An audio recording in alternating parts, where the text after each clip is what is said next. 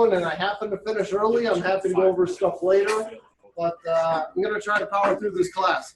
We are recording this, so if anybody wants to see this presentation later, and hopefully the recording is going to turn out. I think I got all the audio going.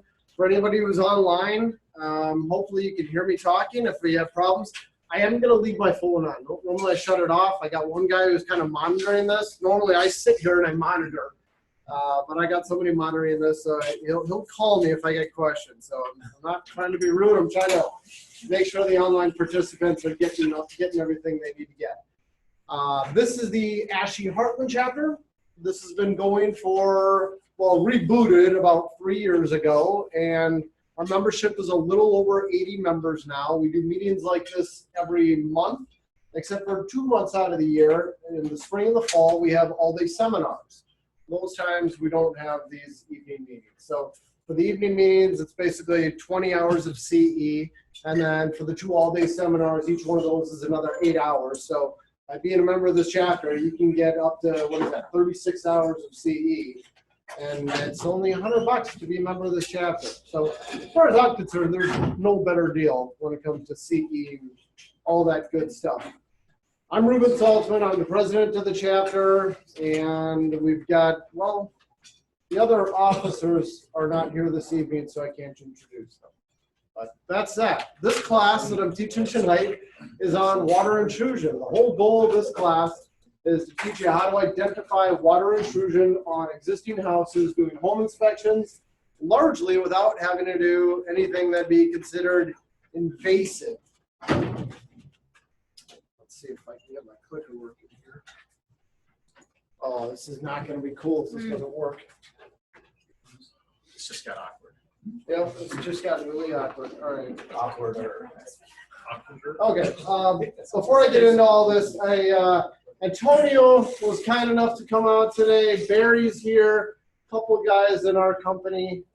They've been doing moisture testing for a long time. I want to thank them for a lot of the stuff that I've learned about moisture testing and finding water at houses. If you see Antonio putting his palm to his forehead and shaking his head, it means I'm giving you the wrong information. Same thing with Perry. And I might even kind of turn it over to these guys to help me answer some questions, because these are the guys who really know about invasive moisture testing and finding water in houses.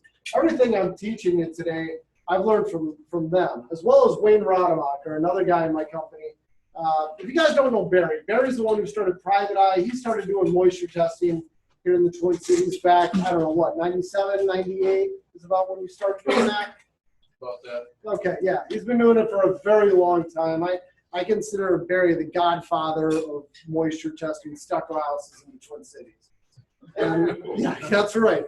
And so we got them. We got Mark Harley, if anybody knows him. He's a guy out of Iowa.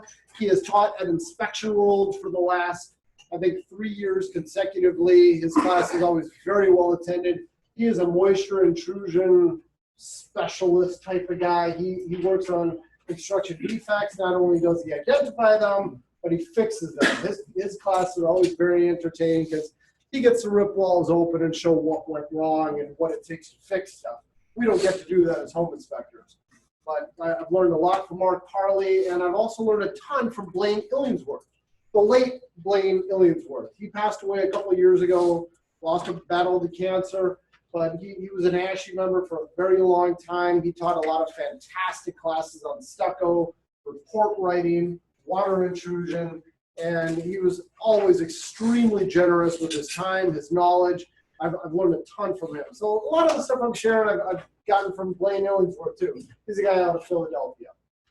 So, it worked as soon as I didn't want it to. Perfect.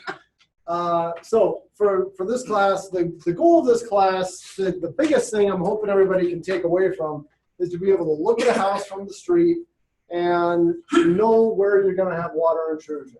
You're going to be able to see photos of houses before you ever show up to do your inspection, and you say, as soon as I get there, I'm going to have laser focus on that window right there because I know there's going to be water coming in. So it's going to be identifying where water's coming in, but then also taking the extra step to figure out if water really is coming in and if you have a problem. Because one of my biggest frustrations, I've attended so many different classes on building construction defects and flashing details, and this is done wrong, and here's how it should all be put together. And it's all wonderful going to a class, seeing how a window should be flashed, but we don't get to see any of that as home inspectors. All we get to see is what's on the surface. We don't get to take it apart. And so it's trying to bridge that gap between, I see this, I know that we have a high potential for water intrusion, and I know it's supposed to be done right, but what's in the middle? What do I recommend when I see stuff during the home inspection? And frequently, I'm recommending people rip walls open or do invasive testing to figure out how bad stuff really is. That's where a lot of these conclusions end up going to. But I'm helping you figure out how to get there, how you can be confident making these recommendations. Let's see if that matches what I got here. Yeah, and to get there, it's pushing, probing, using a moisture meter, doing these different things on walls and siding to try to figure out whether you definitely have a problem or not. And then the last part is I mentioned an invasive moisture inspection, what Barry and Antonio do. At the very end of this, I'll just kind of touch on that to show you guys what an invasive moisture inspection consists of, just in case there's some people in the room who aren't familiar with that. We'll end with that. Oh, okay. A lot of this is going to be about exceeding the ASHI standard of practice. If you follow the ASHI standard of practice and you consider that a ceiling, which I don't, I consider it a floor, but if you only follow the ASHI standard of practice, you're not required to do a lot of the stuff that I'm going to be talking about today. When you look at the SOP, a home inspection says that you need to inspect the readily accessible, visually observable portions of a home. That's the basics. It's visual. You don't need to touch the house. You don't need to use a moisture meter. You don't need to push, probe, prod. You don't need to do any of that. It's bonus stuff. But the standard does say under section 2.3, it's not intended to limit the inspector from including other services, systems, and components that are listed in blah, blah, blah. So you can do more. The standards are a floor. What does the ASHI standard say about how we are to inspect the exterior? It's vague. It says the inspector shall inspect wall coverings, flashing, and trim. There, the end. That's what you're required to do. You inspect them. That's it. And then under general limitations and exclusions, it says right here, a home inspection is not technically exhaustive. And then I've got the definition of exhaustive listed here. Exhaustive is an investigation that involves dismantling, the extensive use of advanced techniques, measurements, instruments, such as a moisture meter. Using a moisture meter is considered technically exhaustive, according to the ASHI standard of practice. You don't have to do this, but a lot of us choose to do it. Testing, calculations, etc. So you don't have to do that. And then you're also not required to identify and report on concealed conditions, latent defects. And then the other interesting one, I had to actually look this up. I didn't even know what consequential damages were. Anybody familiar with that? Can you say my definition in your own words real briefly? The definition of consequential? Yeah, what's a consequence? I can't even say it. Consequential damage. All right, well, here's a definition I found. Otherwise known as special damages are damages that can be proven to have occurred because of the failure of one party to meet a contractual obligation. Like, well, if you had told me that I could have had water leaking into this window, then I would have done this. And I would have asked the seller to blah, blah, blah. Those would be consequential damages. We're not responsible for those per our SOP. Damages as a consequence of water getting into this one spot. No, it's not that. No, it's special circumstances. So that's consequent. I'm not even going to keep saying it. Right.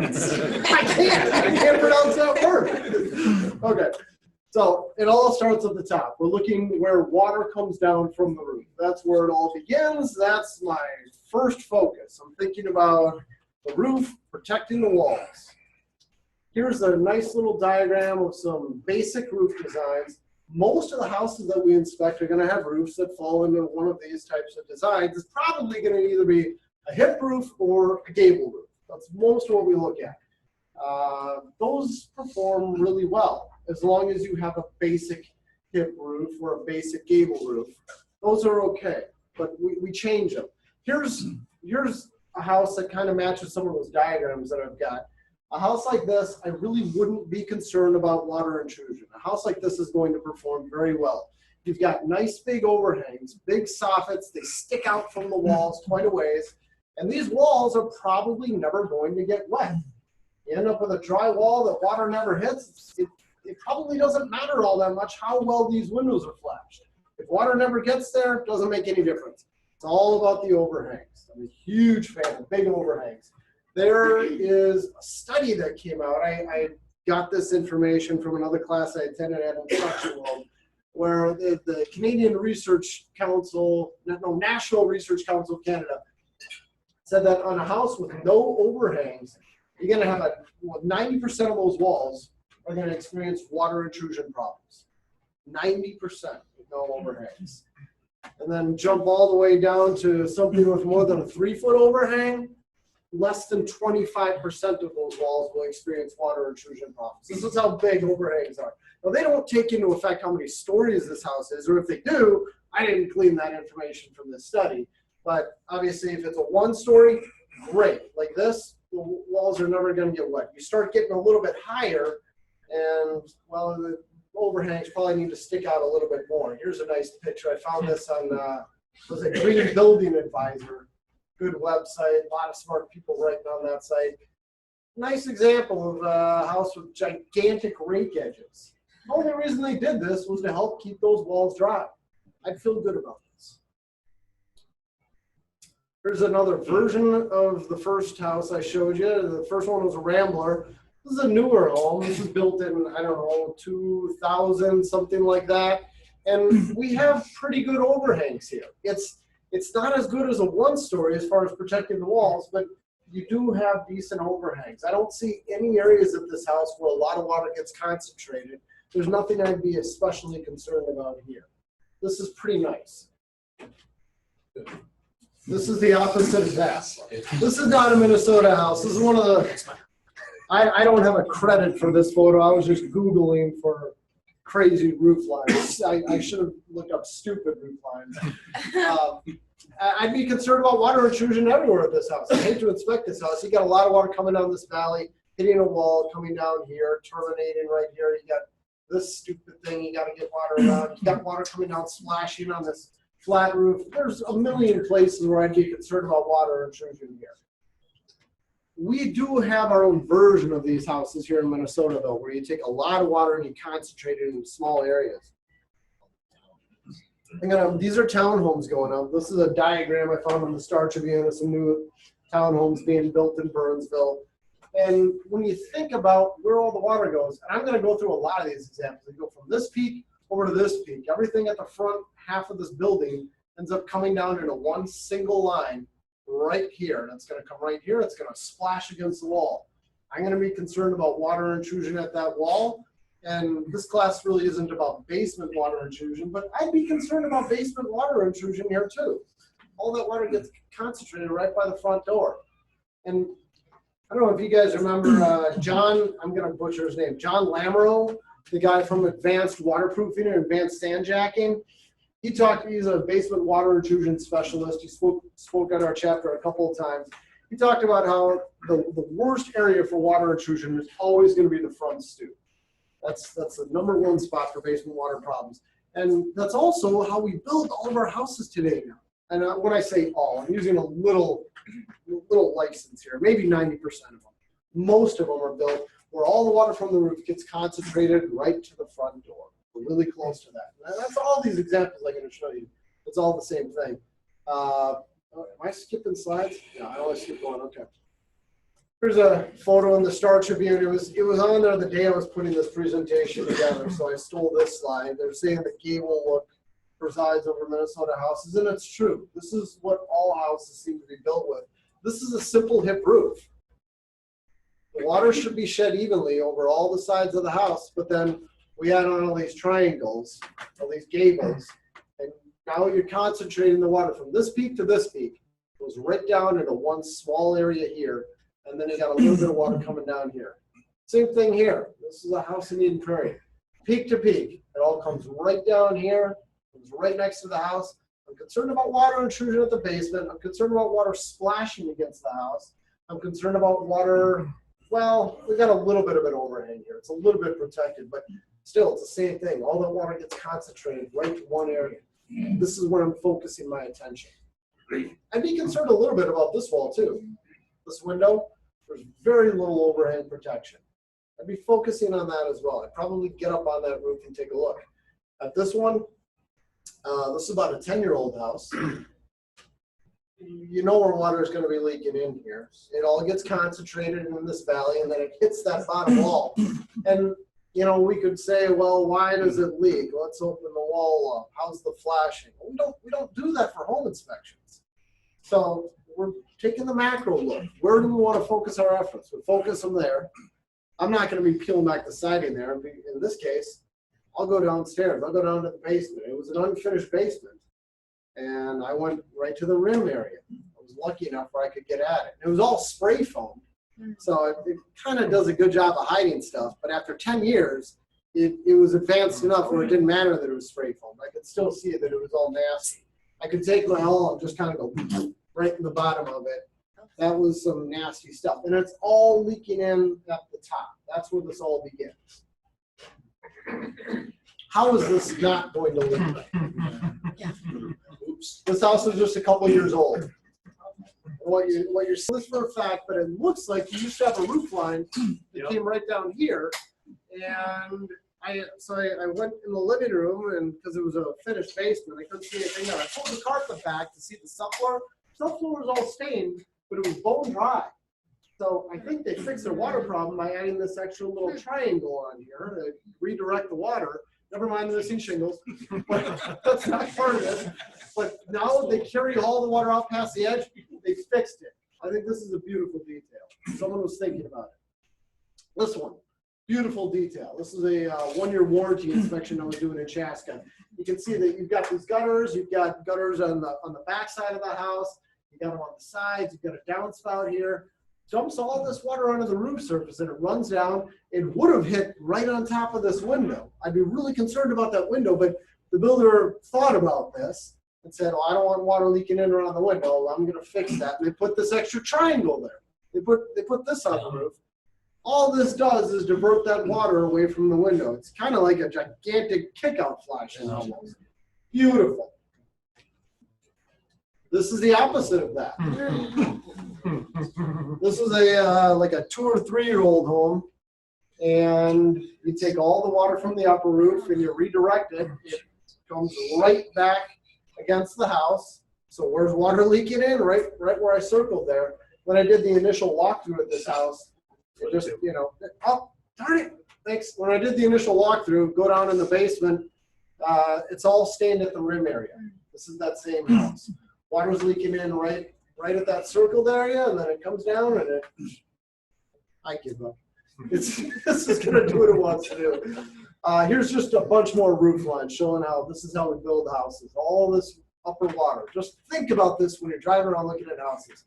Comes down to the lower roof surface, comes right down here. I'm concerned about water intrusion at this window. I'm concerned about basement water intrusion here. Same thing here. Brand new house. All that water gets concentrated at the front door. A few more. We got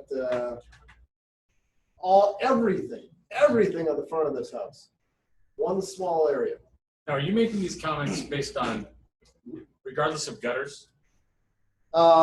Yes. Well, unless the one's directed all of it. Like.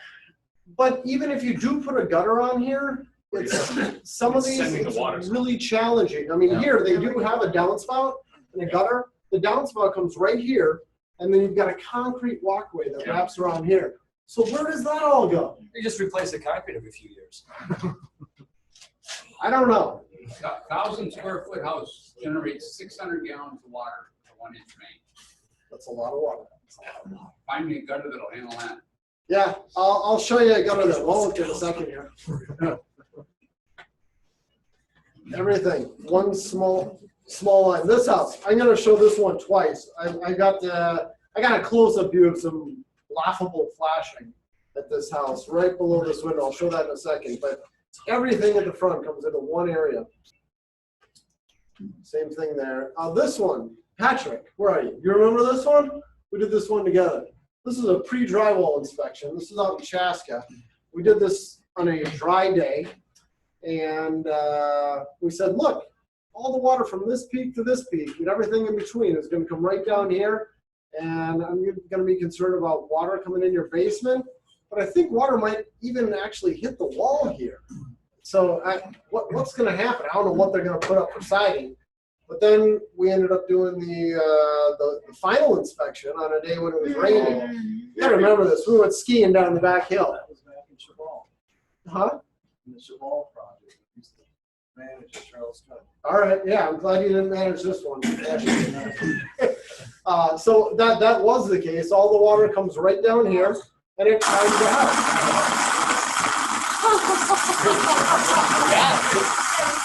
That's great.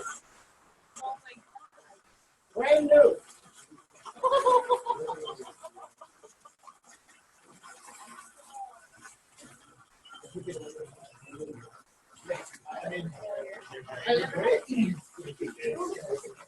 I was doing everything in my power to try to find signs of water leaking in the day I was there at this brand new house.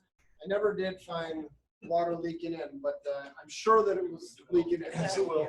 It will, yeah. 7 years. And then it leads to rotted sheathing. I've got a bunch of pictures courtesy of Matt Roach with barrier something or another. I'm sure he got his barrier construction.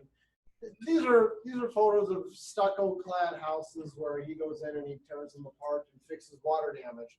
And note where all the damage happens. It's happening below corners of windows, below middles of windows, the mullion strips there, and below roof wall intersections. These are particularly nasty locations.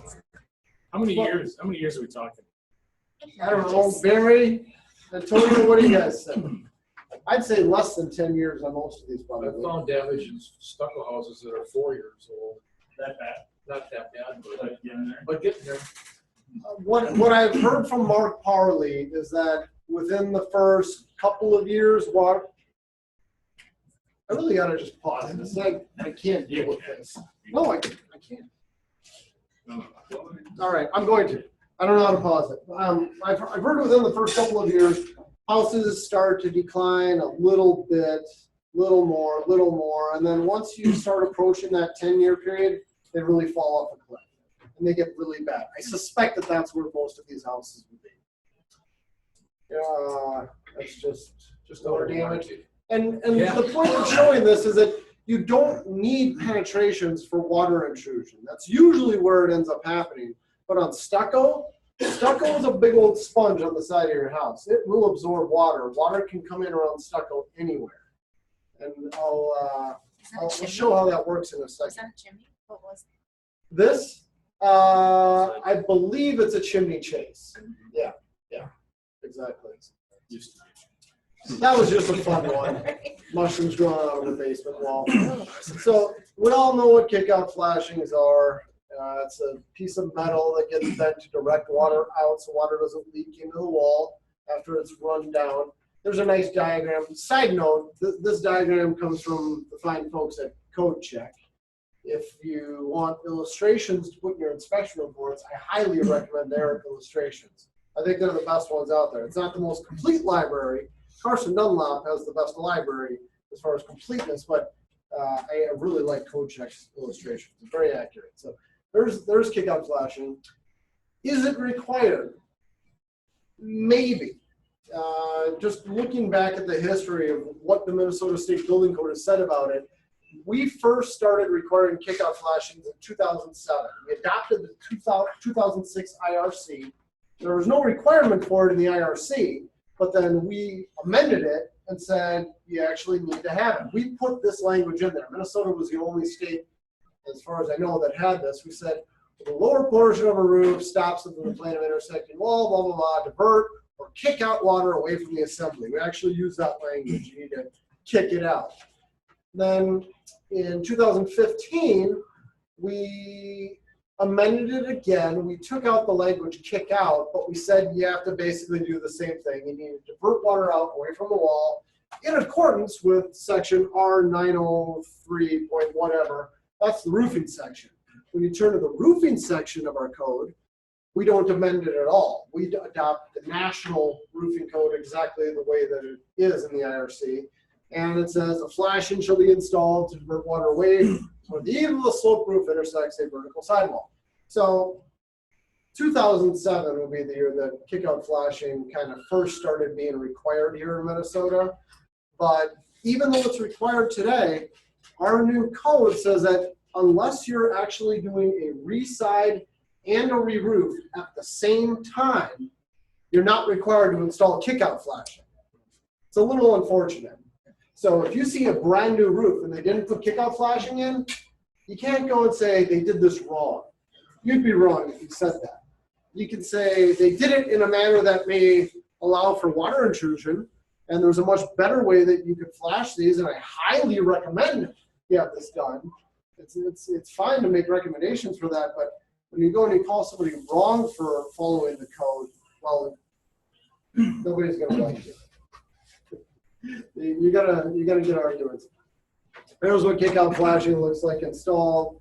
Sometimes people get the idea that this intersection is a bad intersection. We need to pay special attention to it, and I know water gets in here somehow, and I don't want to go to all the work of flashing because I don't know how to flash, so we'll just caulk it.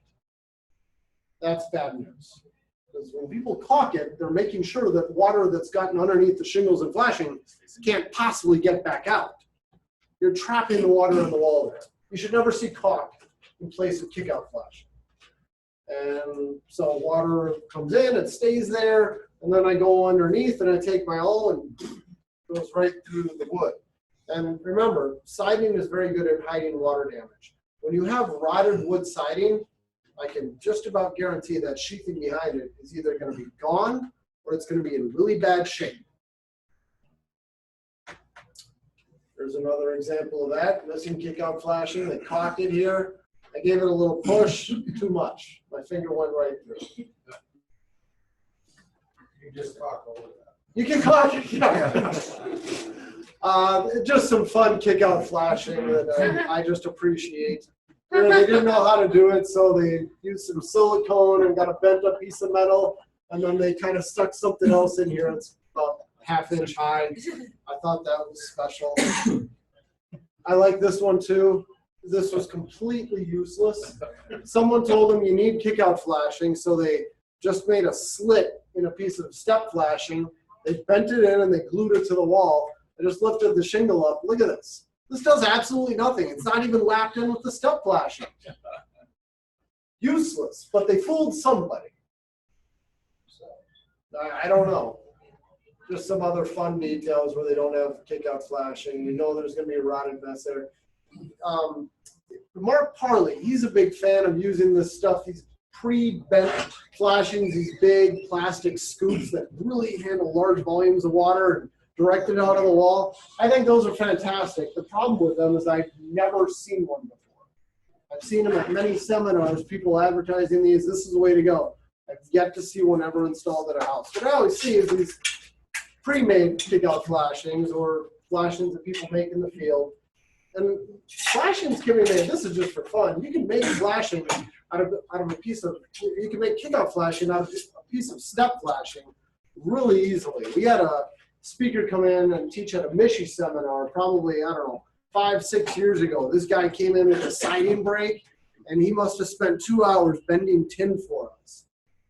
And it was entertaining, but he showed us how to All make you need to do is you take your long nose pliers, you put it about halfway in Here's how you on a make piece it. of I'm flash. copying what he's You talking. give it a half twist like this. Pull that out there. Kind of bend it a little. Squeeze that together, and you have your kickout flash. I can kind of bend this to shape a little better. And it probably wouldn't hurt to just Do it in the place to kind of flatten it. That's it. Kickout flashing should never have a cut in it. I see that done all the time when people cut it. It's like, this is all it takes. Nice, perfect little. I don't even know how to do it. I managed to make one. First one I've ever done, right on video there. Okay, more fun flashing. just have to share some of this stuff because it's fun. They knew that this intersection needed to be flashed, so they used lots of step flashing, goop, and spray foam, of course. This one, the chimney, there's step flashing, but there's no counter flashing. Someone told them you need counter flashing. It's the stuff that goes over it. And so they got a roll of coil stock and they screwed some of it to the edge. It's wide open underneath there. I'm on it, boss. Yeah, exactly. When I was on the ground, I kind of looked at it and went, oh yeah, that looks good. Yeah, fantastic. Get up on the roof and oh, they didn't do anything. They just hit it. There's another nice use of spray foam. Here's that house. Look at the photo at the top right. That's that photo I showed you earlier. All the water gets concentrated in one area right at this window. And then here's the detail on that window. Here's the step flashing. They cut it too short to get the window in there. They didn't even cover the flashing. So this area gets absolutely pounded. And there's the house wrap. It's guaranteed to leak underneath there. More fun step flashing. They just put sticky stuff against the stucco. Oh, what do we miss? Another one, more roll roofing right up against the stucco. House is not going to leak, right? So I brought a ton of moisture meters in here. I'll leave these up here if anybody wants to check them out after this class. But I highly recommend you get a moisture meter to determine if you got water intrusion at walls. It's one of the few tools that I feel like I just could not do a home inspection without. I need my flashlight, I need my electrical tester, maybe my electrical tester. I definitely need my moisture meter. I've blogged about this. I've got a couple different blog posts on different moisture meters, but there's two basic things that a moisture meter can do. You get a pin probe moisture meter where you take the pins and you stick it into a wall. You can stick this into wood, you can stick it into drywall, you can stick it into lots of surfaces and get a moisture content reading. That's one way to do it. Another is to get a scanner, like the Trimax here. This one is just a surface scanner. It's got radial waves that shoot out into the wall. It works really well for things like wood, drywall. It'll scan right through vinyl siding, does a fantastic job with that. It's good for hardboard siding, good for lots of stuff. It's useless on metal though. If there's any type of metal, forget it. It'll send back 100% and it's useless. So Useless on stucco. huh? Stucco. It's useless on stucco because what do you have right behind the stucco? You got metal. Yeah, you got metal left. So it's no good on those materials. And when you're using a scanning moisture meter, you slowly move it across the surface. And if you see the moisture level slowly increase, it probably tells you you have a leak. If you start sliding it across the surface and all of a sudden the moisture level goes to 100%, you got a false positive, almost surely. You hit metal. So if the levels just fall off a cliff, don't trust your read. What meter was that? What did you call it, meter? Well, it's the method that the moisture meter uses to identify moisture. You've got pin probe and you got scan mode. Those are the kind of the two ways that moisture meters work. And for these meters here, you've got I've got one here that all it does is scan. All this one does is pin mode. All this one does is pins. This one will do both. This does both. This does both. This one does both. So you got a lot of moisture meters that do both. My advice would be to get one that does both. I'm a huge fan of this one. This is the Protimeter Survey Master. It's the one that I got at the end. Looks just like the Protimeter Mini, except it also has scan mode built in. I like this one because of the shape. They don't sell it in this shape anymore. If you want this shape, you got to get it on eBay. The new version of it is this one down here. It's a little box here. It doesn't fit in your tool pouch quite as well. But I do love this one. And then there's another one that I just did a blog post about. It's the X-Tech MO55. It does a lot of the same stuff that the Protimeter Survey Master does. It does pin probe and it does scan. But while the Survey Master goes for a little under $500, this one you can get for $80 on Amazon. So if you want a starter moisture meter, this is not a bad one to get. The scan mode and pin probe. So why the price difference? I don't know. I can tell you, number one, I don't like the size as much. It doesn't fit in your tool pouch as well. Another is the Survey Master lets you plug in an external jack, which I think is huge. I just, personally, I would not buy a moisture meter that didn't let me plug in an external jack, because I use them. What I'm showing you here is some deep wall probes. I got a video showing some deep wall probes, but it's got a jack on the side. I can plug this in, and then I can use these probes in tough to get at areas. The Survey Master even lets you use a hammer probe. This is a hammer probe for checking stucco and other things like that. I can plug it right into the Survey Master. It's a very versatile moisture meter. Big fan of that. But oh, the Ryobi? No. So expensive. Just no. That's all. The Ryobi, those are $50. And then these depths I've got 3/4, 3/4, 3/4, 1 inch. That's the scan mode depth. Don't get hung up on that. I mean, looking at these numbers, it seems like this one by General that scans 2 inches should be the best. It's by far the worst out of all of these. If anything scans more than about 3/4 to 1 inch, I don't trust it. Seriously.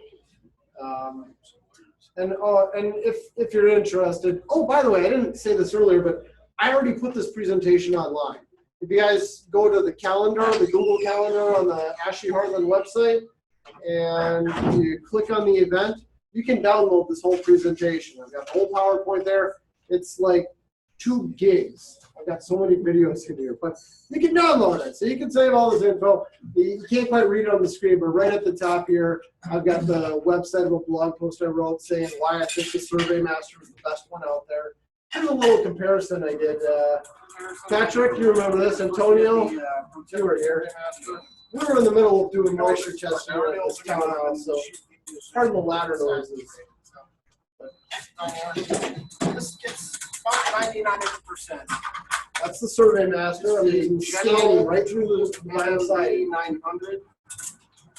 That's the one I don't like. Scans 2 inches. That's about 20 to 21%. 20 to 21%, whereas the Survey Master was hey. Survey Master said this wall is soaked. This said 20 to 21%. And by the way, side note, if you're using a pin probe moisture meter, you're sticking those pins in the wood, the reading should be fairly accurate. It depends on which one you're using. If you're using a scan mode, ignore the percentage. A lot of moisture meters don't even say percentage. It just gives you a number. It's all relative. If you have, and the way to use a scan mode on a moisture meter is you go to a dry portion of a wall to establish a baseline, and you move it to a suspected wet area. And you look for your number to go up. Don't ever report percentages with a scan mode because, well, it's meaningless. Oh, and something else I forgot to mention. Some of the moisture meters, if you're doing, when we do invasive moisture testing, we're taking actual percentages. We want those numbers to be fairly accurate. The ones that we use for that are typically going to be the Delmhorst units. And for these, you got to enter the species of wood that you're testing and the temperature. You got to enter both of those in there, and then it does a calculation and give you a fairly accurate moisture reading. If I'm just using my Survey Master, it's a little more basic device. I don't enter any special data. It's just more plug and play, click and shoot, something like that. Okay, so. You know, we'll skip the rest of this video. Just trust me, you get what you pay for in a scanning moisture meter most of the time. But I did, well, I got 2 more video clips here. Here's one showing a Survey Master. How we use it in stand.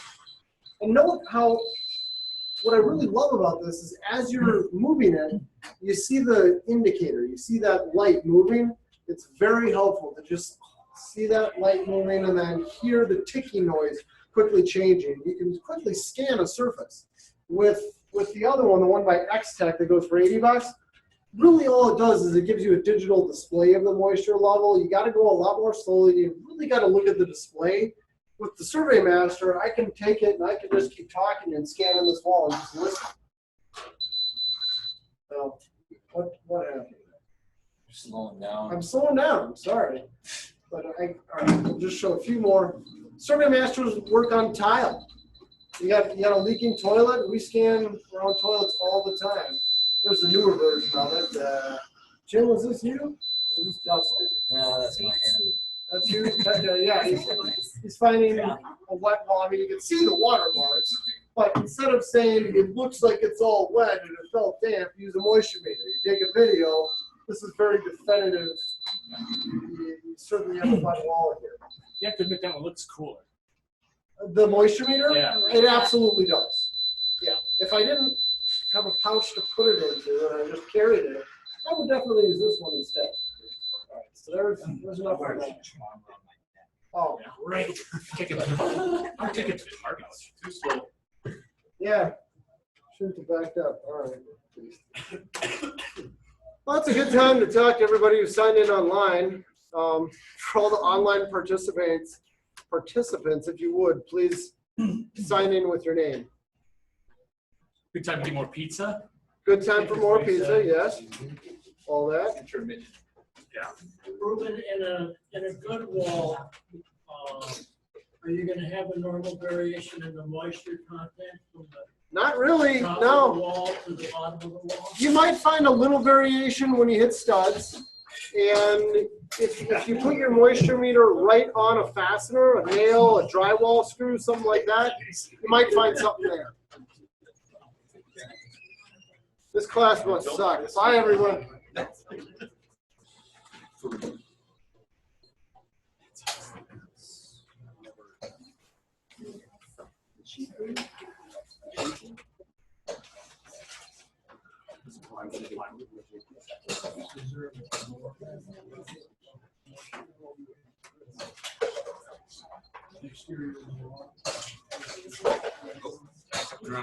Okay, so here's a quick scan comparison. I'm using the moisture meter on vinyl.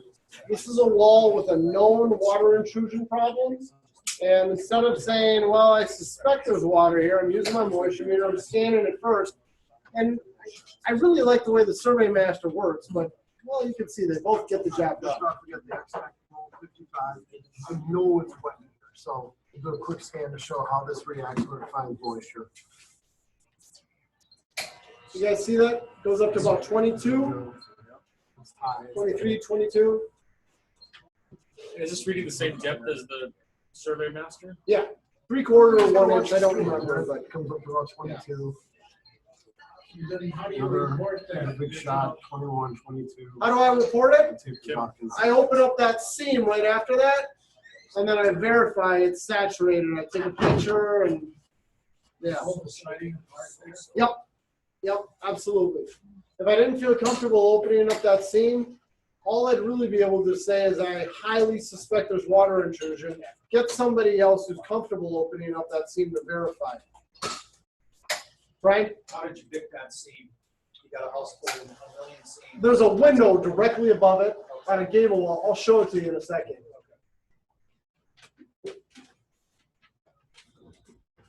Okay, so now I'll take the Survey Master.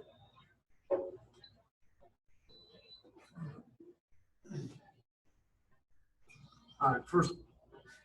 Okay. All right, well, On the too bad. I guess we don't get to see the Survey Master. On the chimneys, chimney chases. All right, I do want to show it to you. We'll try this one more time. Over here, it's showing nothing. Now right there, that's what's going up. So it's ticking, and you see that light, that indicator goes across real quickly. High right in there. Oh, real high. Then another high spot. Those meters give you a red light at 20%. Yep, about 20%. Turn red more than 20%. It's all relative. All relative. Depends on what I'm scanning. Really what I'm using it for is to determine if there's been water intrusion and if we have elevated water levels. That's really all I'm using the scan mode on my moisture meter for. How long does it take that siding to dry out after the rain? I don't know. What do you think, Barry? About a week? Vinyl, probably a week. Stucco, 2 to 3 months. You're that vinyl about a week, stucco 2 or 3 months. That's how long it takes to produce. Okay, so for chimneys, I'm always concerned when I see chimneys, especially, well, really what I'm thinking of when I say chimney is a chimney chase. I'm not talking about the actual chimney itself, but when you've got these metal chimneys for wood burning fireplaces or whatever, and then you've got a wood chase that surrounds it. This is basically a miniature house. You've got kind of a roof on top here, and the water comes down the sides no matter which way the wind's blowing, whichever way the rain's coming. All of these walls just get pounded. So I pay special attention to all these. And the worst areas are always going to be the sides of the chimney that face the house.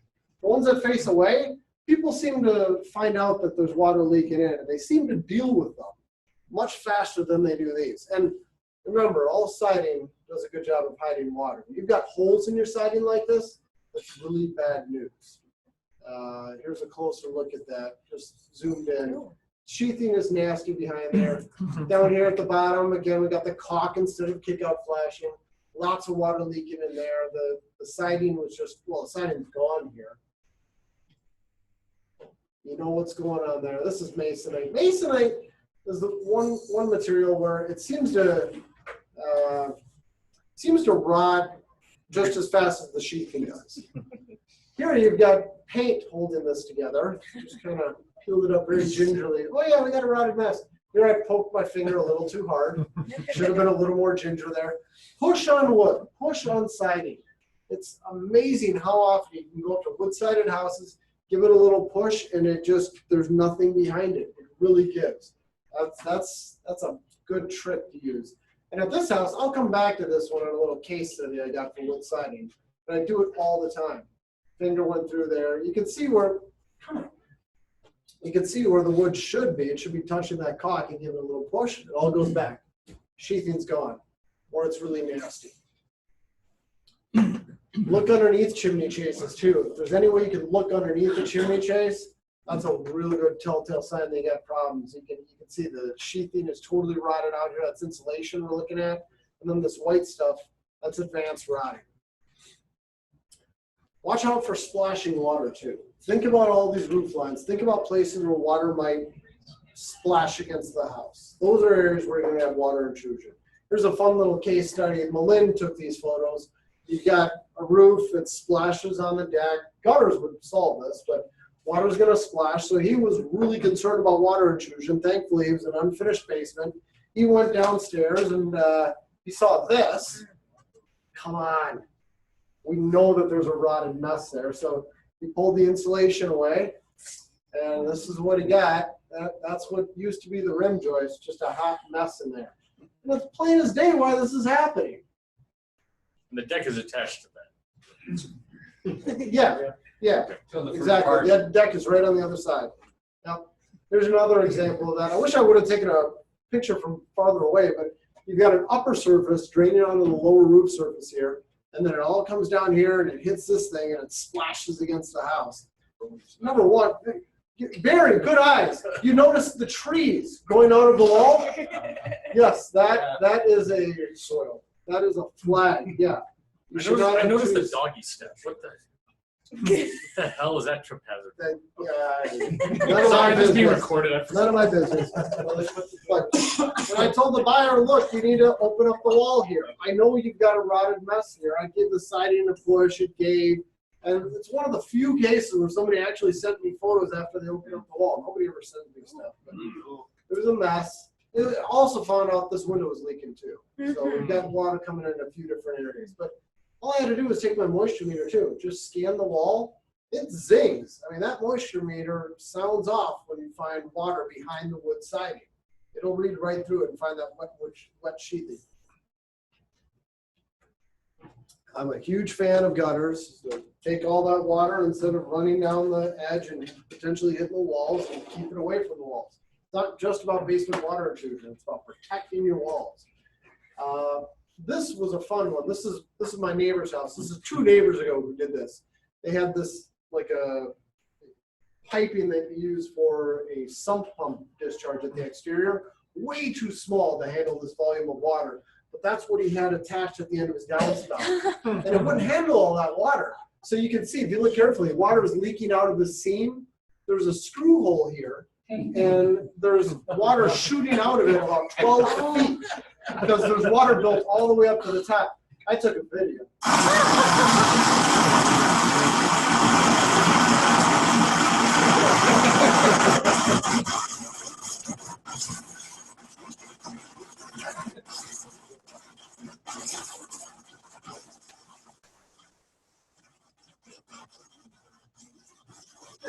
It's just counting the house everywhere.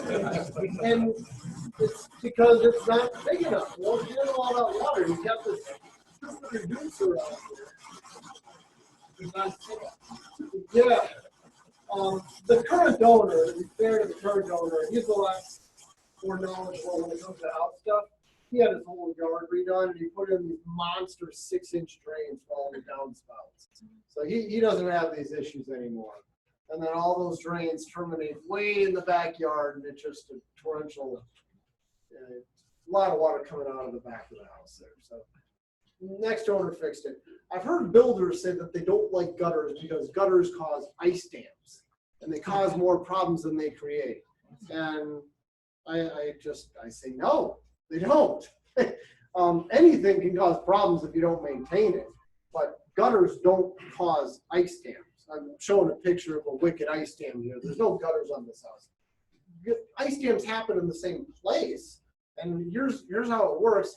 This diagram, courtesy of Steve Cool, he's presented for our chapter. He's the ice dam god. No, maybe not that, but he's a very knowledgeable guy, and he likes making these diagrams. This is where an ice dam occurs. It happens at the unheated edge of the roof, and it starts right here. If you add a gutter onto the same house, that ice dam, the mass of ice is going to continue out over the top of the gutter. You're going to have a much larger mass of ice that you got to deal with. But it doesn't change the formation location of that ice dam. The ice dam is still going to start at the exact same place, and the ice dam isn't going to travel up the roof any more than it would have otherwise. The ice dam is still going to be right here. It ends here, it ends here, whether you got the gutter or not. Gutters don't cause ice dams. They don't cause leaks from ice dams. And then wood siding, I already said push on it. I got some videos of pushing on wood. This is fun stuff. This is a chimney chase, just a quick little video. Walk up to it, give it a shove. It should not do that. It looks fine, but it's not. It should all be solid. Here's a more dramatic version of that. This is a house I just inspected about a month ago. I did a pre-listing inspection, so I won't even say what city this is in. But it had a big exposed gable wall. The house was built in the 80s, like 82, 83 or something. Original owner, this is his baby, he knows everything about the house. But I drove up to the house and I just went, how are these windows not going to be leaking? There's absolutely no protection whatsoever. And so the first thing I did is get my ladder out, climb up there, and start pushing on the wood here. There we go.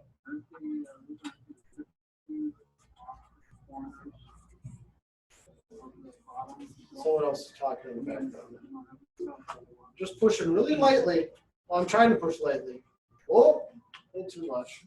Oops. Pushy. Another window. Same house. Can you see how it's moving when I push it? Need really light. How did you take that? Not well.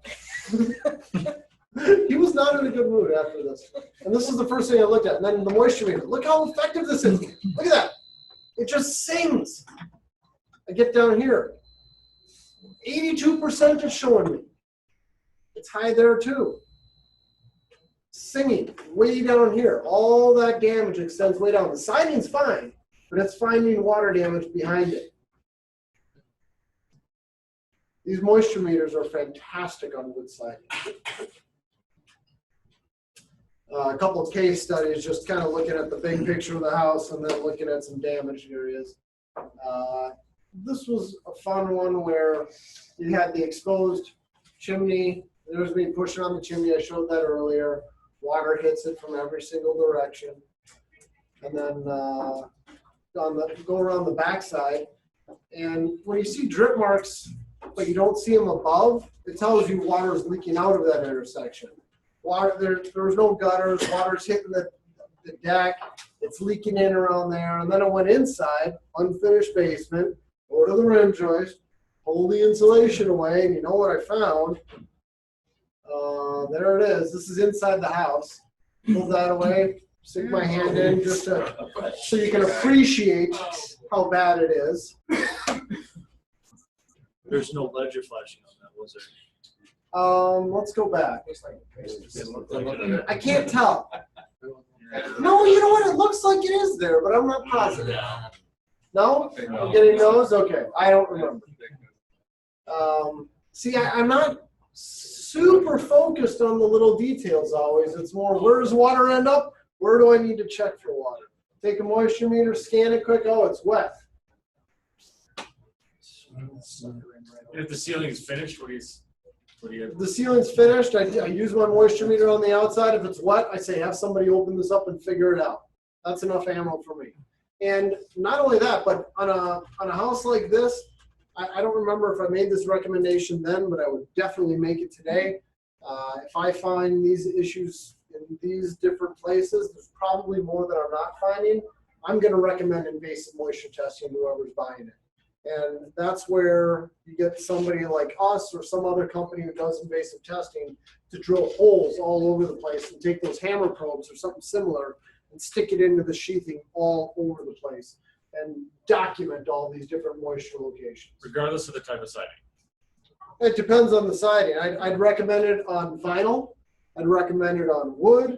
I'd recommend it on stucco. Yeah, I'd recommend it on just about, just about regardless. 90% of the houses. The one that I couldn't really recommend it on would be steel siding or aluminum siding. But in those cases, it'd be invasive testing from the inside. That can be done. Those meters aren't gonna work on steel siding. Exactly. And you can't drill holes in those either. Yep. Even if you hold it out in the steel siding. Yep. It'll tell you 100%. Yep. Okay, so another fun wood siding case. All the water front of the house gets concentrated in one area. There's no gutter, and the water comes in and hits the wall. Took my moisture meter, 100%. Look at the back of the house. These gutters were only on here for about 2 weeks. The house never used to have gutters. So all the water came down, hit this lower roof surface, came down here, splashes against the deck. It leaks in. The wall underneath here was completely saturated. And then there were signs of water inside the basement too. And then you get up close, you can see you got a little bit of rot here, but that's just the tip of the iceberg. I mean, if you just call it rotted trim, you're missing the big picture. There's water all over this house. Here's my moisture meter. I'm holding it up against the siding, not the trim. I'm not using the pin probes here either. I'm using the scan. And you can see it's red. It's telling me this wall is definitely wet. A lot of water intrusion at this house. That deal fell apart. The sellers didn't want to admit they had any problems. For vinyl sided houses, it's all about, with all of these houses, it's about taking a step back, thinking about which areas are going to be the most prone to water intrusion. Focus your effort on those. That's this first one here. This happens to be my own house. And I'll tell you, as far as vinyl siding goes, it's ugly. I'll admit that. And there's problems with it. But as far as performance, I don't know that there's really anything that's going to outperform vinyl. I mean, like we just talked about, water gets behind vinyl and it soaks the sheathing maybe a week before it dries out. Vinyl is a rain screen. It's not supposed to be waterproof. It will let water in behind it by design, and it's okay. The water just drains back out. Air moves in and out behind vinyl. It performs pretty darn well, and it's pretty easy to take vinyl off the house and put it back on. So I like vinyl for performance, but in this particular case, Gable wall.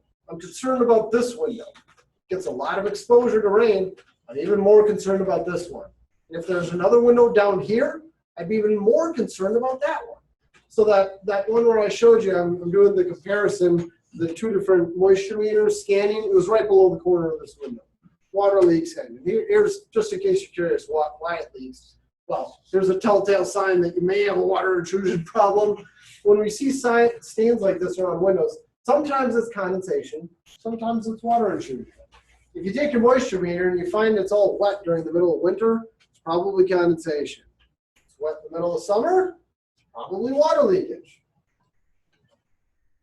But all the water comes down the wall, it hits the top of the window, goes behind the J channel, comes down the sides, and somebody should have taken that J channel and bent the top over, but they didn't. So we're relying on caulking at this location. As soon as the caulk fails, water leaks in around the window. It wasn't installed right, and you have a lot of water concentrated in one area. Another neighbor said I could exploit his house. There's a neighbor on the other side of it. I know about all my neighbors' water problems. This one told me I've got something, this dirt that keeps showing up in my living room carpet. I don't know what this is. Doesn't always vacuum out. Yeah, it sucks it up all the time. I came over and gave the window a little bang. A lot more fell out. Yeah, it's not insects. I'm sorry. That's your wall. Your wall is falling apart. So we went outside. Think about where all the water goes. Comes down this valley and all these roof surfaces, hits the lower roof, and this didn't have kick-out flashing, and it's all right at a window. This is the area right here where we're seeing the stuff, pieces of wall. Yeah, you can see a little stain in here, but otherwise the siding all looked good. I mean, vinyl is good at hiding water intrusion, but I just gave it a little push. There's nothing there, nothing behind it. I took my moisture meter, and it's saying 100% everywhere I touched. And guess why? Barry, I know you why. You know why I told you. It's this sheathing that's got that foil facing on it. You can't use your moisture meter on it. This is why I'm such a fan of pulling back vinyl. You need to know what's behind there. You try using your moisture meter to scan through this, it's going to tell you 100%. Readings are useless. But it would say 100% throughout the whole house. Yeah, exactly. Anywhere you go. I mean, that should tell you got a problem. I'll tell you, I know, Barry, you did a follow-up inspection where a home inspector had done that. And you went out and you told them, no, everything's fine. Thermax too, if it's Thermax TV. Okay, sure. Yep. So anything with that foil. But, okay, so that kick-out flashing, pretend it's not there. I installed that for him when we found the mess. But we pulled some of the siding off, and then here's what it looked like down below there. There's another shot. You can see this is his living room wall. Insulation's gone, sheathing's gone. Studs are rotted. Studs are rotted away to nothing. This has been leaking, I don't know, since the house was built. 16 years. Here's what his living room looks like. Rim board got completely replaced. This is all brand new. But the good news is that this whole project was taking all the siding off, putting it in a neat little stack on the front sidewalk, replacing all the rotted wood. Took one guy about 3 days to do all this and then throw the siding back on. This whole project was like $8,000 or something like that. It wasn't that big of a deal. If this had been stucco, this damage would have been so far worse. And it would have been so much more expensive to take all that stucco off and then replace the stucco, either try to match it or do a wall-to-wall repair. I mean, way more expensive for any other type of siding, but especially stucco. It's pretty cheap to fix it when you got vinyl. There's another shot of that same rim board. This one, Jim, you remember this one? We did this together. This was that one where I was outside the bathroom? Yep. You only got a quick glimpse in your remembrance. So I was moody. We're concerned about this a little bit. You go to the back of the house, and my first thought was, I'm concerned about this window. We don't have much protection. Come on. I'm concerned about this one. We don't have much protection. Both of these windows are fine. No issues there. And so I was like, well, maybe this house is okay. But then you go inside, and then this window looks horrible. It's got fog glass. It always kind of makes you a little concerned, but really a failed window seal has nothing to do with water intrusion. The two are totally separate issues. So that's nothing. But then you look at the bottom of the window and it's all stained there too. And I call that a red herring, just there to throw you off. It's all stained, but it's around a tub. So of course it's stained. It's condensation. It's gonna be hot. And okay, so we shouldn't be worried about this. But you know, every once in a while when your spidey senses are just tingling, it's just like, no, I'm still missing something here. And so we decided to open the window. And You then, decided to open the window. the royal we opened the window, took the screen out, and gave the siding a little push. Oh, this doesn't feel good. I don't think there's any sheathing behind it. There's a little sheathing. There's the corners of the window. Here's what it looks like. I just skipped ahead. I already showed you pictures of the moisture meter. Here's what it looks like when I pull the siding back. Just give it a little push. Oh, right? This is what happens on vinyl all the time. I'm telling you, you start checking and you'll find this all over.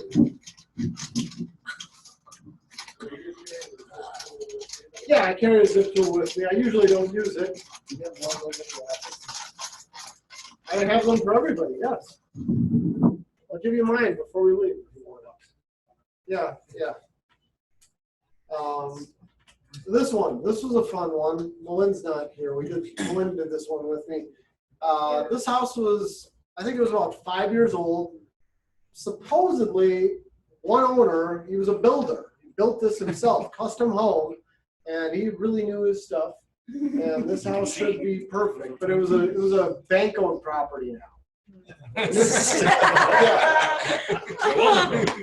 I don't know, but think about where all the water goes. It comes down here. We've got this. See these stains, telltale signs of probably problems. One of the dumbest designs I've ever seen. I think this was about 7 years ago we found this one. This.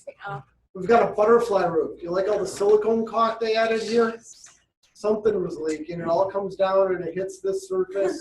We've got caulk instead of flashing at the back of the house, under the deck. I mean, duh. You definitely have a water problem here. Side note, they're not a fan of joist fingernails on this big beam. Wow. But there's a shot looking away. Water intrusion all over the place. And when you see these drip marks on vinyl siding, it might mean water intrusion, not necessarily. It could mean other things. So don't get too whipped up when you see that. But check it out. Peel the siding back. Use your moisture meter. Go a step further. This is probably the most aggressive thing I've ever done during a home inspection. And Melin was with me to get it on tape. I probably wouldn't do this again, but you know. I was going to say, that's younger. Yeah, this is a while ago. Everywhere that we opened up the siding, we looked for moisture intrusion, we found it. So we're going to check behind the siding and see what it looks like. Now keep in mind, these walls are just mush. Sometimes you can just take this out. I'll start by just giving it a push. You can see this is really rotted. I know this isn't an invasive inspection, but it's just bad. I'm not going to be doing any harm. Really are. So that's Look pretty at that. I rotten. mean, come on. And that's what I've found pretty much everywhere in this house. That's all we're doing. Yeah, that's nasty. Yeah, let the bank find out about that. Well, you filmed it. Where? I don't see it in film. Prove it. This will all be edited out before I put it on. So, Yeah, floating head of George.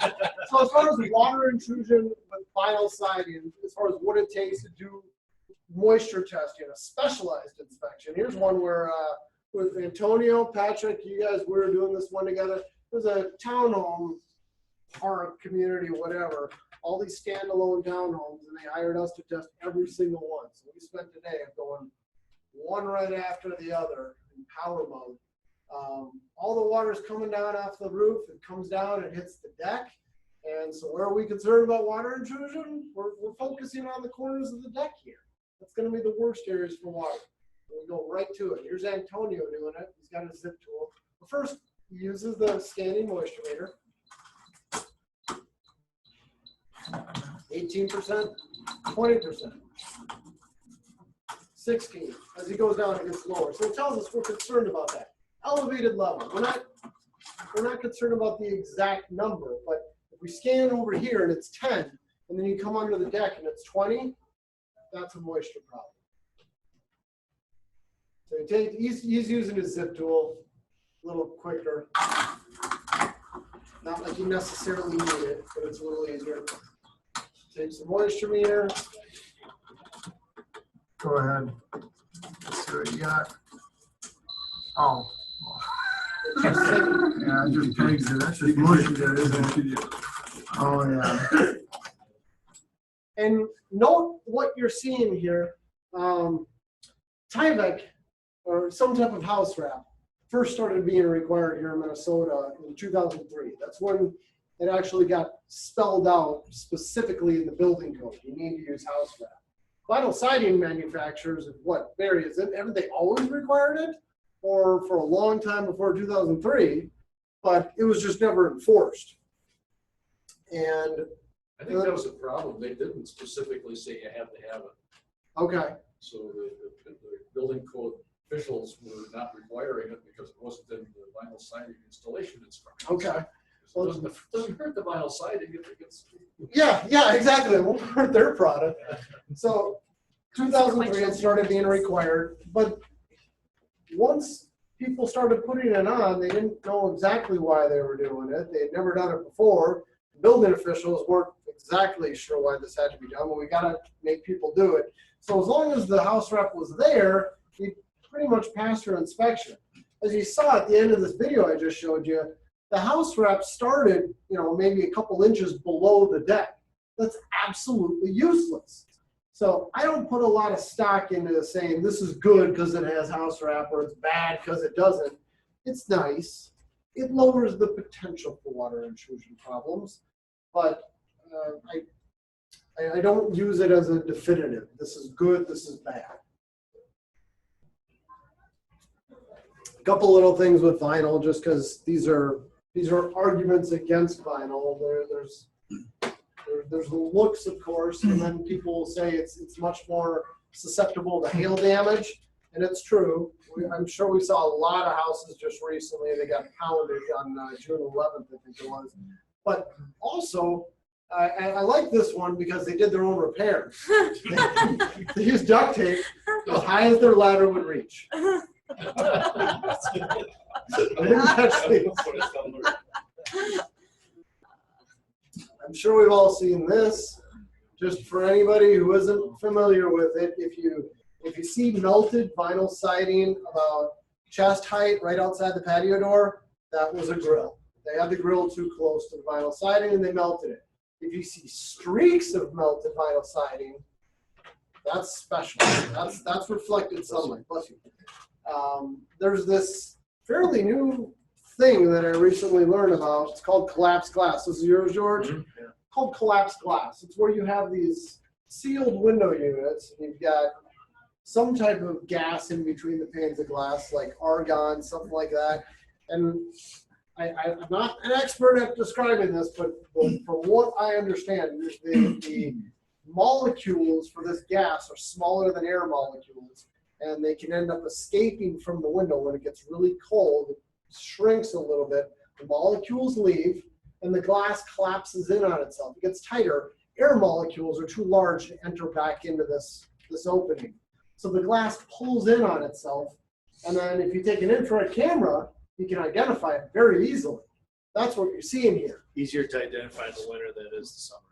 Is that so? Okay. Oh, whoa, oh, yeah, with your infrared camera? Yep. Absolutely. I don't know if you ever would identify this in the summer. Good point. Thank you. Yeah. I wouldn't even try in the summer. The best way in the summer is if you're outside and there's no screen, you see a little curve in the window, that's going to be collapsed glass. You're good. I wouldn't claim to be able to even see that curve. I've got one at my office where a blog reader donated this to me. He took it out of his own house.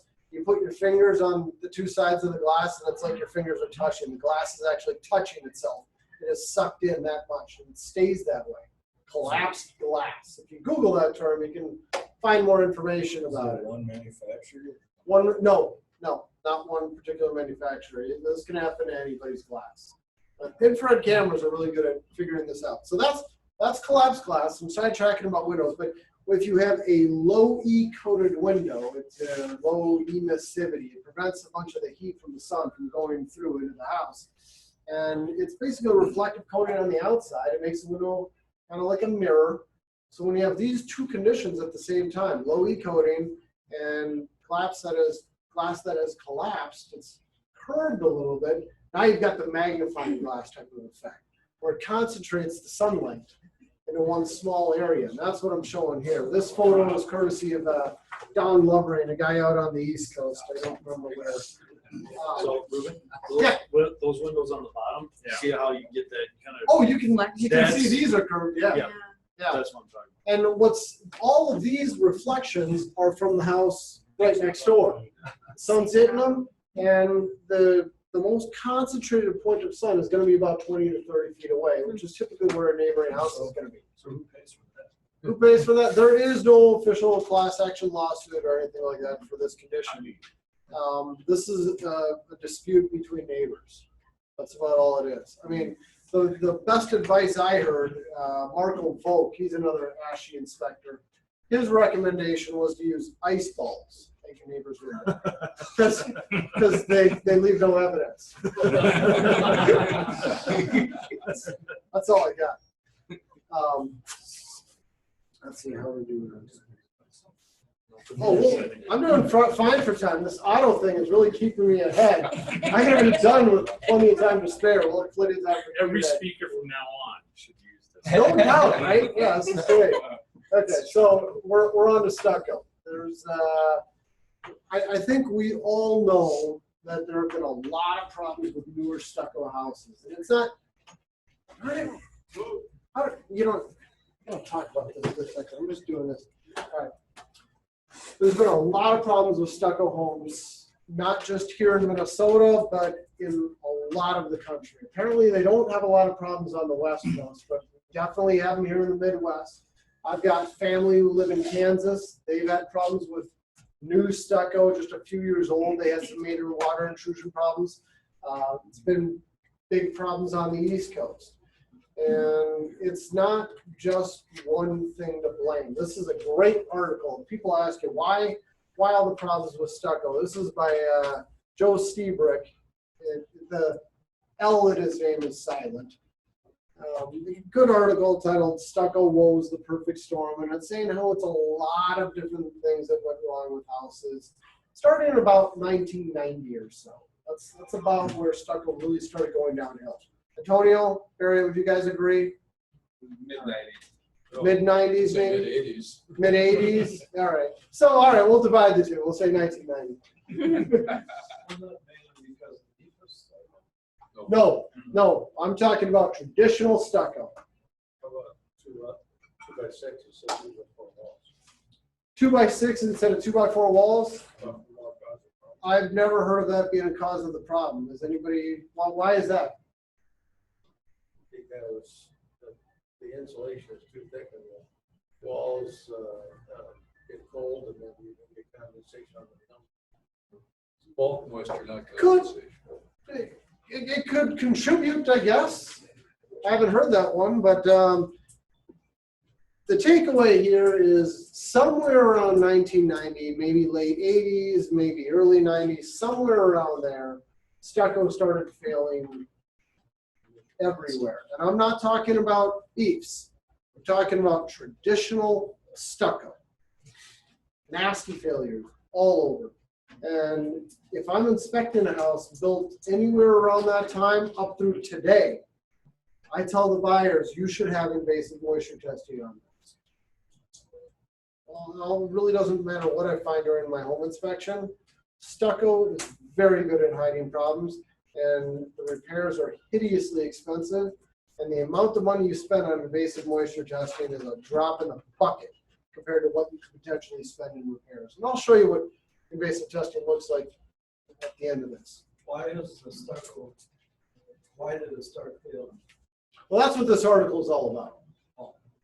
ASHI did have one effect on stucco in that he came in and said, we can do it cheaper. We can do it for less money per square foot. And I think stucco tried to compete with them. And one of the ways they competed was you got cheaper. And they started taking some shortcuts. That's possible. Sure. Okay, so boy, it really wants me to catch up now, I think. Okay, so when you see walls that are more exposed, obviously they're more concerning.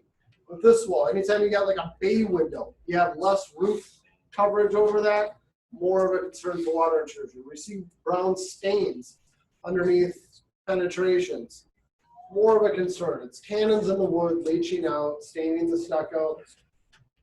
It doesn't necessarily mean that you have water intrusion. Probably do, not necessarily.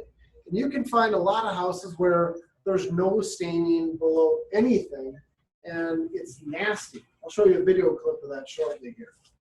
So it might indicate problems, but not necessarily. And then this is just, it's got a mind of its own. When I talk about stone veneer or stone siding, there's a lot of different terms for it. Some of the best terms would be lumpy stucco and stucco with funnels. These are coined by Joe Stebrick. They're very accurate terms. Anytime you see stone siding, just replace in your mind, this is stucco. It's the same thing. This home, this is what I'm talking about. It's the stone siding. At this particular house, this is a standalone townhome in Blaine. It's a golf course community. All of the homes were clad with stucco, and they all failed catastrophically. Major water intrusion problems at about the 9-year mark. So it was covered by the builder's warranty. The builder ended up having to tear off all the stucco and re-side everything with stone siding, lumpy stucco, because it's a different product, apparently. And James Hardy on the sides and back. So they did this on every one. I'll come back to that, but that's the product I'm talking about. This is a big sponge on the side of your house. This is not a rain screen like a first barrier. This is just understood to absorb water. People try to keep water out of stucco in all these places, but one of the big problems is that there was no understanding that this is a reservoir clad. It's a big sponge on the house. Water's going to get in. There's nothing you can do about that. Deal with it. Let the water drain back out. As long as you let the water drain out, and it can drain out, and it doesn't stay there, things will probably be okay. I did a fun little video with Sean just the other day to show how much of a sponge this is. Just pour some water to see how much it soaks up. How absorbent these walls are. Stone siding, and it's like a big old sponge on the side of your house. I don't know, what is that, Sean, about 8 ounces or so? Sounds good. Exactly. About a cup of water.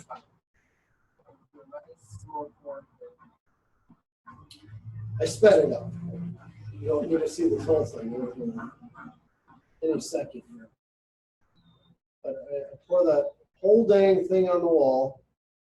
I get to the bottom of my water. Yeah, that's all come close to water. And what, we got about 2/3 of the way down? Pretty close, right into the wall. Okay. Big old sponge.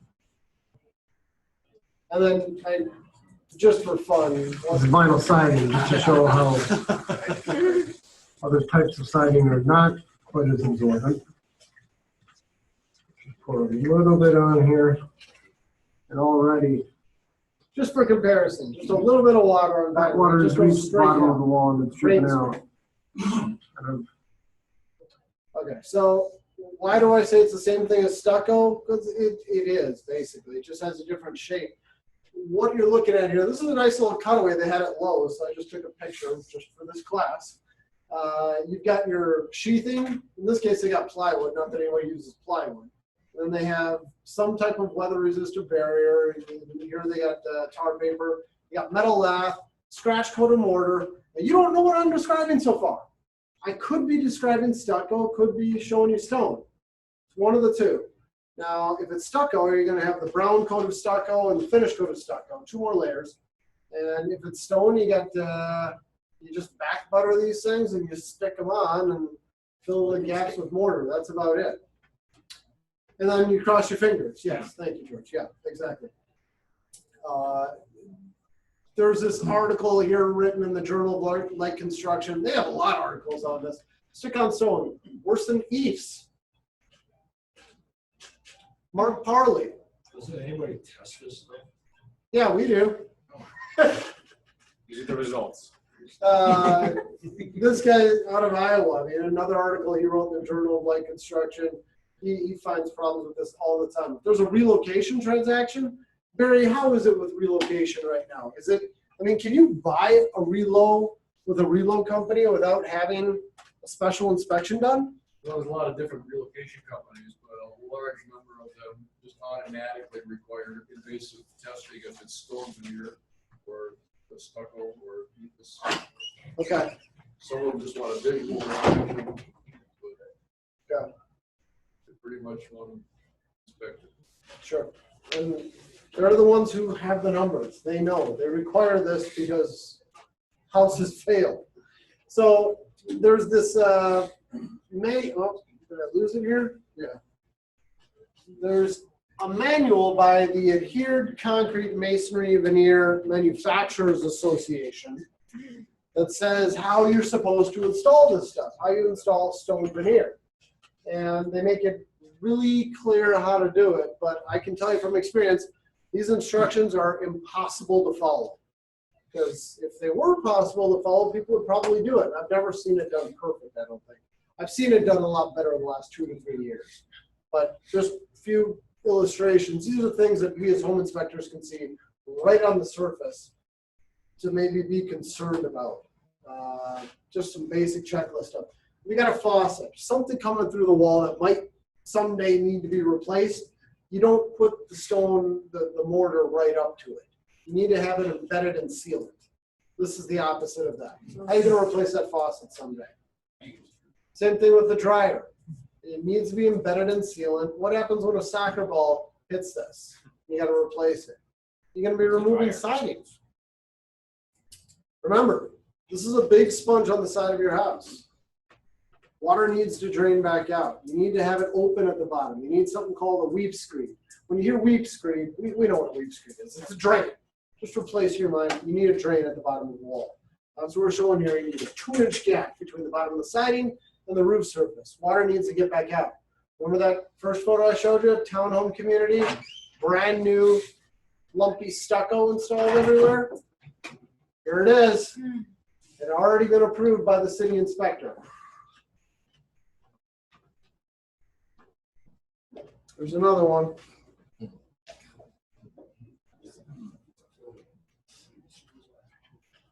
You need a 2-inch gap to hard surfaces, like driveways, patios, decks, things like that. 4-inch gap to soil.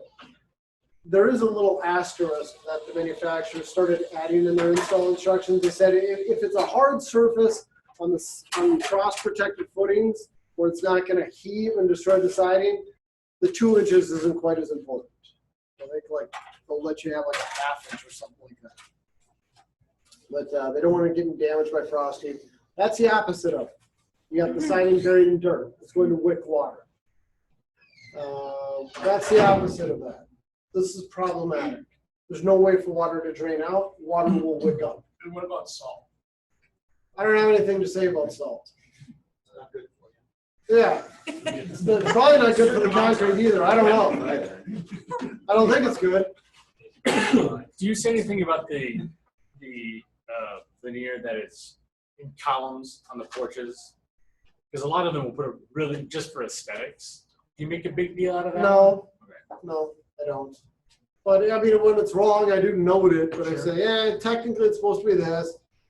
It's just around the column. It's probably okay. Yeah. Anytime you have a transition between the stone veneer and some other material, such as wood trim or vinyl window, whatever it is, you need to leave a big gap between those two materials, and then have a foam backer rod shoved in that gap, and then caulk to bridge that gap. So the caulk can expand and contract as these materials expand and contract at different rates. The caulk is going to stay sealed to those. This is the opposite of that. This is taking the stone, the mortar, and bringing it right tight to this intersection. Water is going to wick in through capillary action and get that all wet. This is okay. It's not great. It's not a 3/8 inch gap, but they at least left a little bit of a gap. They put a casing bead in there, and they caulked this gap. It doesn't look as good, but it is correct. Windows, same thing. You need a 3/8 inch gap, foam backer rod stuffed in there. This is not that. You got the stone going right up to the edge of the window. So these are a few things that you can just see that are blatantly wrong on stone siding installations. I don't see any of these defects happening on new stucco homes today. When I see stucco installed, I don't see a lot of it on new houses, but when I do see new jobs, it all seems to be pretty picture perfect. Now, I talked to Antonio and Barry lately, and they said, oh, I don't know. They're a little more pessimistic than I am, but most of what I see seems to be pretty all right. Stone, can't say the same for stone. Builders have been getting good the last 2 to 3 years, but before that, that's where I got all these photos. I mean, just nasty stuff all over. And when I see exposed, if I see a small section of stone, you got a big overhang, and you got a little bit of stone siding at the front of the house. It all looks pretty well protected, and it's not perfect, but it's probably not going to get wet. I say, yeah, it's not installed right. It's probably not going to be the end of the world, and we kind of leave it at that. When I see all these defects, and you've got a big exposed wall, big gable wall, and water hits it all the time, and it's been there for a couple of years, yeah, I'm very quick to recommend invasive moisture testing on a wall like that, especially when I see details like this. So, Is there any thought process, any difference between stone and brick? pardon? You didn't have brick as an exterior. I don't list brick. I don't have as much to say about it, but I do have a couple examples here. Yeah. But brick usually has an air gap. Brick usually should have a 1-inch air gap. Yeah. Yeah, we shouldn't have the same problems and the same type of concerns with brick. Pardon, Dean? Yeah, weed holes. Weep holes? Ideally, brick has weep holes. Yep. So that's just some of the stuff that we can see right on the surface that might make us concerned. The most important stuff is the stuff behind all of that, the stuff we can't see. Here's brick. This is a brick-sided house, and I was concerned about this one. Jim, you remember this one, right? I do remember that house. Big old house. Yeah. This field, I killed this field. Did they walk that day? It wasn't that day. Oh, it was before we left. They had decided They weren't said playing no. this house.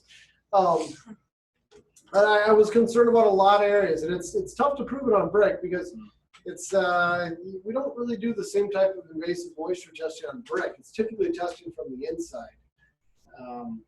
But I was concerned about all these windows. I was thinking these windows are probably leaking at these corners, and we poked and prodded in a lot of areas. And I was never able to find anything super definitive at this house.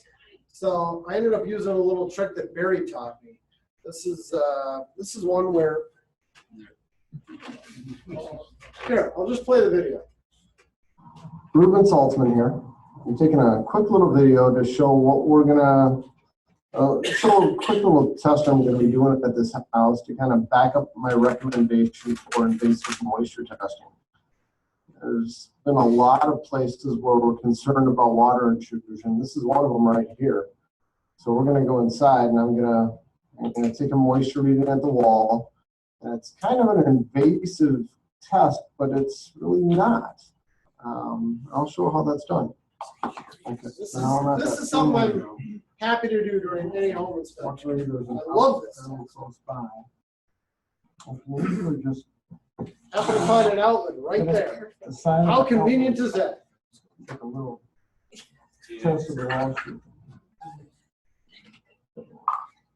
Survey master, and the survey master comes with 6-inch, or maybe it's 5.5-inch probes, maybe 5-inch, I don't know. Whatever these are, this is what it comes with. It's these short ones. They're working on a 2x4 wall, not a 2x6 wall. You gotta buy these long ones. So you're saying it's important to get on the other side of the box. The outside of the box. Look at that. Bingo. Insulation's all wet. Give it a little more shove. Hit the sheathing. Really wet. It's wet. So this is one more thing I'm gonna Is the carpet texture use staying at all? to No, justify there's my nothing there at all. recommendation for Yep, I invasive checked my moisture. moisture meter and the tax strips, checked everywhere. The only place I could find any signs of a problem was right there. And that's a test I love doing at these. And I lost my clicker. It's a test I love doing at a house like that where there's no other place to check for water intrusion. You take an outlet cover off, stick those deep wall probes in. And I'm not doing this to tell them you have water intrusion at this one window. I'm doing this to justify my recommendation for invasive moisture testing on the entire house.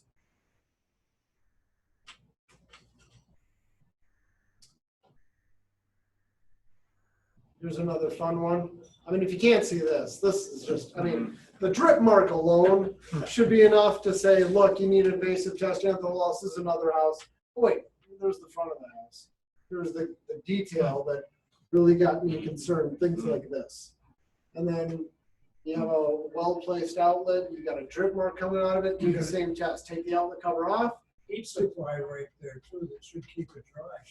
Yeah, no doubt. It should. My moisture meter reading, 92% there. That is darn wet.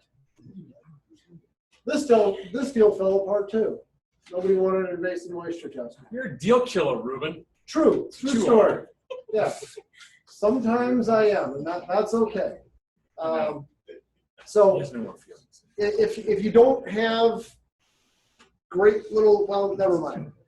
As far as moisture testing, what can be done? There's some company in town here who offers, they'll use a boroscope, this proctologist tool, where they stick it into the wall and they maneuver around to try to find signs of water intrusion. I don't understand this one, because if you have an exterior wall, what's in between your sheathing and the wall? Insulation. You can't maneuver inside an exterior wall with one of these. So even though there's people who say they'll do this, I don't buy it.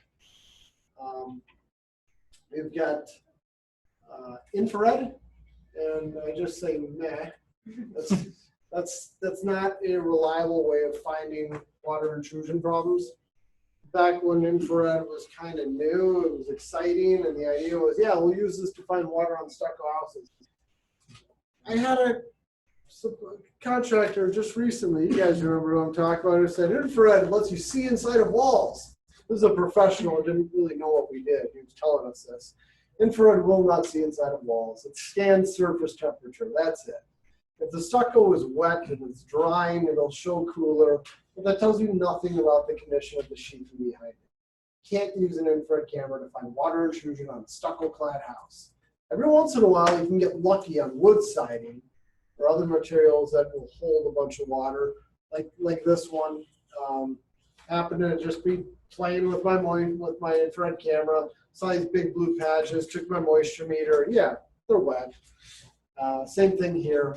Patrick, you remember this one, right? We did this together underneath the deck. Yeah, it's wet, but it was already stained. We would have found this anyways, even if we weren't using an IR camera. And then for moisture testing, there's two ways of doing it. There's invasive from the inside and invasive from the exterior. The interior testing is done with probes that look like this. These things go right into drywall. They just get shoved right through. It's not effective on surfaces that are anything other than drywall.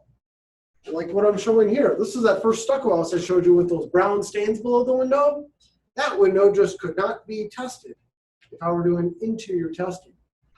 Couldn't test this window either. That was another concerning one. And the problem with doing this is where's the most problematic area going to be on a window? It's going to be right at the corners. I'm testing from the inside. What do we have right at the corner? Studs. You've got studs. You can't test the absolute worst areas. You want to be checking the sheathing on the other side. And you want to be checking the other side of the sheathing too. So interior testing can be done if somebody absolutely won't allow invasive testing from the outside. But our preference is always to do invasive testing from the exterior. And here's a quick little video. Here I think this is Wayne. Yeah, Wayne's doing moisture testing on this home. Just to see what, this is a quick little snippet of what it looks like. He's taking a hammer drill, drilling a couple holes.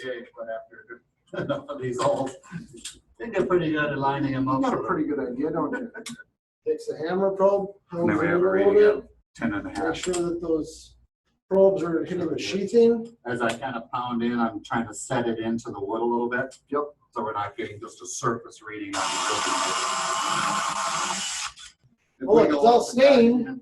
Seems like maybe this is bad news. I was like, oh yeah, this will be juicy. Coming in, that's really what we're doing a lot. Sticks it probe in, Basically nothing. providing a roadmap to the problems. We're good. Firm. Good news, 9%. And then take a caulk, stick it in there and fill the holes, squirt it as much as possible to get it all the way back to the sheathing. And hopefully it's going to be a caulk of a matching color. Now when it's stained like that, you know, you're never going to get a perfect match when the stucco's all nasty. But then again, the stucco's all nasty. And this was just a fun one. I think this was the first one I ever went with Wayne on. You notice below this window, the window looks okay. Window's in decent shape, or at least the stucco is. There's no stains, no nothing. Takes his hammer drill here.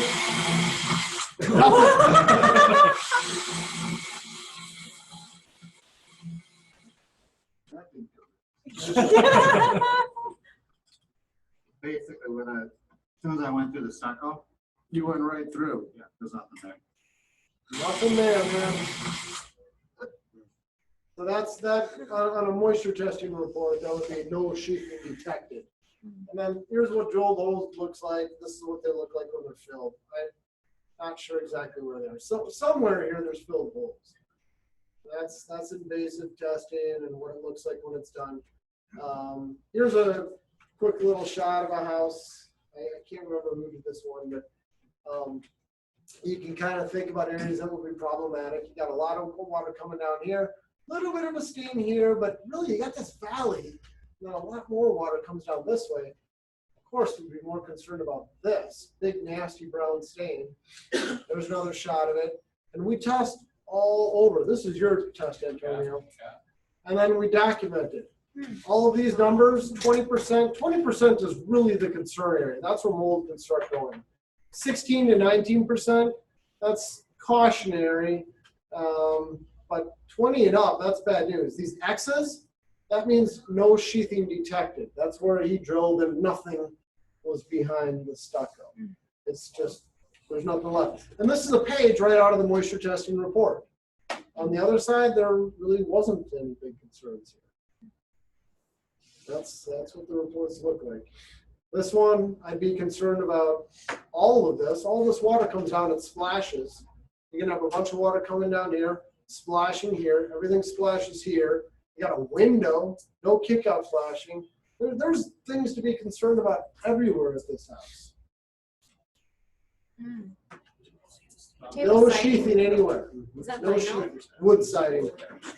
Wood siding.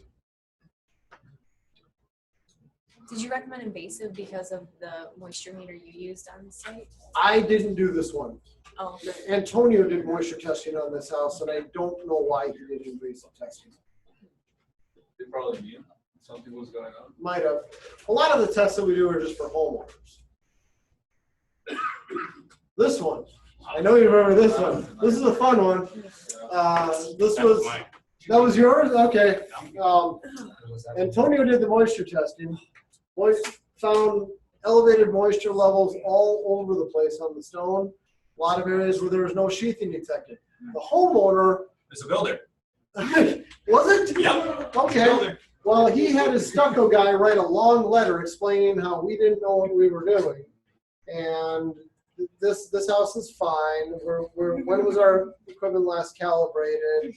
Blah, blah, blah. And he said, that's a great long letter you wrote, but let's just open up a section of the wall and take a look. Let's just do it together. And, we'd like to see it. We're not going to argue. And the owner agreed to open up a 1 foot by 1 foot section and have us out. So I went out there, Antonio went out there, the buyers went out there, the owner was there, the listing agent and the buyer's agent and their assistant. We're all there.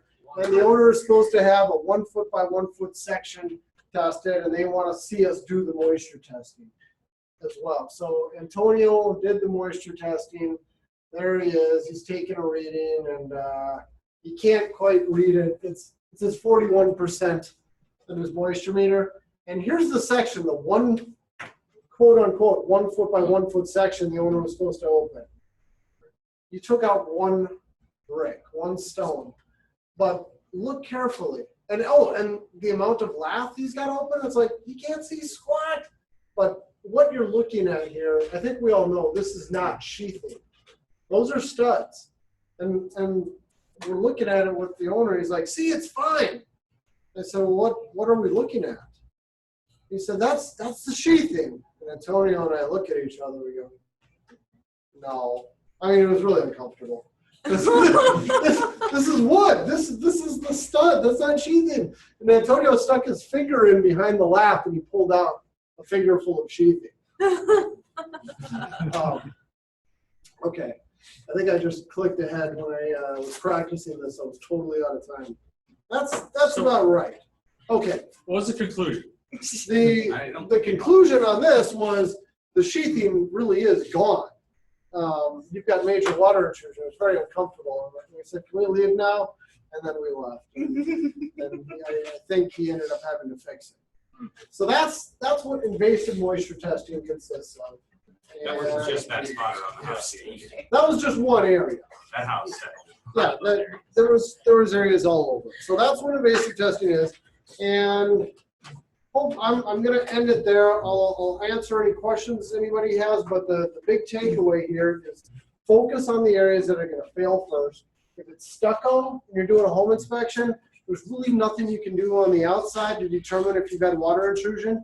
If you have an electrical outlet in a really nice spot, sometimes you can get lucky with a moisture meter and stick it in. If you got deep wall probes, 9-inch probes, you can order them online. They're about $90. Total ripoff, but that's all you can do. Quick question, Brian? Fiber cement siding? Fiber cement, I really don't have any info on fiber cement. I've never found major water intrusion on fiber cement Scanners siding. don't work though, do they? Pardon? The scanning tools, do they work through fiber cement? No. I don't think so. No. Yeah. I'm not so old on houses like 1920 stucco outside. Have you done this? 1920s, older stucco. Is that a problem? Not like new stucco is. You can still have water intrusion problems. We've definitely found it. But you can have water intrusion problems on any house. I don't have the same concerns with those houses that I do with new houses. And so that's what you got for stucco. For other types of siding, vinyl, I'm giving you a bunch of different ways. Push, pull, prod, use a moisture meter. It's really easy to find water intrusion on vinyl-sided houses. Really easy to find it on wood-sided houses. And that ends the class. I'll stick around for any questions. Anything else, Barry? One thing I'll just reinforce regarding invasive testing, we get pushback all the time from real estate agents and homeowners about not wanting invasive testing under stucco because it's going to cause either damage, it's going to cause a moisture problem that wasn't already there, or it's going to look bad. And you saw the picture of one that was caught. If you didn't know that in the world, you'd never find it. And there's been no structural engineer, building code official, building scientist, nobody has ever come up with any statement of fact that says moisture testing creates a problem that wasn't there before. So don't let them get away with that. Just call them on it. No, that's not true. That's a myth. We've been testing, we've probably tested 5,000 homes in the Twin Cities by now. And never once has there been a problem created by doing moisture testing. Good point. Bruce. There's a website called MTI, Masonry Technology Industry. Masonry Technology, whatever. MTI. And they've got some great illustrations for all the things that you're talking about here. How to design a wall. To deal with moisture on stucco, on applied veneers, whether it be brick, man-made brick, or man-made stone, or even natural stone over. Good tip. Thank you. Thank you. Anything else? All right, I've got the certificates up here. Thank you all for coming. Appreciate it.